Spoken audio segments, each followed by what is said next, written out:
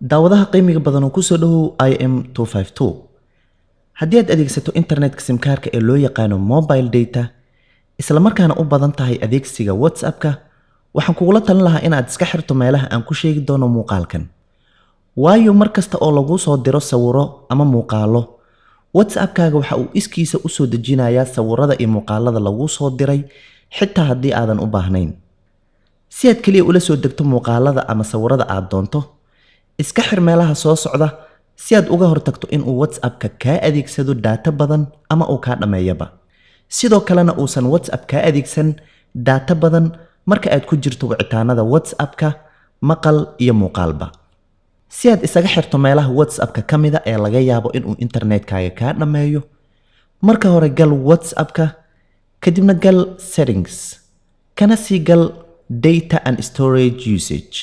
ogowna hadeer iPhone-ada ayaan ka hadlayaaye si aad isaga xirto in sawirada iskood u soo degaan taabo photos haddii aad rabto in adiga aad la soo degto marka sawir lagugu soo diro WhatsApp-ka dooro never ogow marka aad doorato never ma soo degayo sawir WhatsApp-ka lagugu soo diro ilaa aad adiga doorato in aad sawirkaas la soo degto Wi-Fi kaliya dooro haddii aad doonto in sawir kasta oo lagu soo diro uu isla markiiba soo dego telefoonkaagana kuugu kaydsamo marka aad kaliya adeegsanayso Wi-Fi haddii aad doonto in markasta ay kuu soo degaan sawirada lagu soo diro haddii aad adeegsanayso Wi-Fi ama internetka simka labadaba xulo Wi-Fi and cellular isla sidaa oo kale ayaad fiidiyoyadana ku samayn kartaa oo never ayaad ka dhigan kartaa si aad kaliya ula soo degto muuqaalada aad doonto ee WhatsApp lagugu soo diro dukumiintiyadana waa isla sidaa oo kale balse waxaan kugula talin lahaa in aad codadka ka dhigato Wi-Fi and cellular haddii ay muhiim ku yihiin codadka lagu soo duubayo ee fariimaha ku sida sidoo kale halkan low data usage on ka dhigo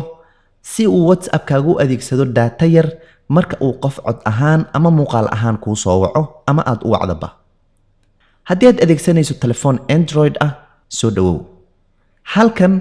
when using mobile data taabo saxda ka qaad waxyaabaha aadan rabin in ay iskood u soo degaan marka aad adeegsanayso internetka simkaarka when connected on Wi-Fi taabo saxdana ka qaad waxyaabaha aadan rabin in ay iskood u soo degaan marka aad adeegsanayso Wi-Fi waxyaabaha aad doonto in ay iskood u soo degaanna saxda saar low data usage-na ha ilaawin in aad sax saarato haddii aad ka faa'iiday muuqaalkan fadlan la wadaag asxaabtaada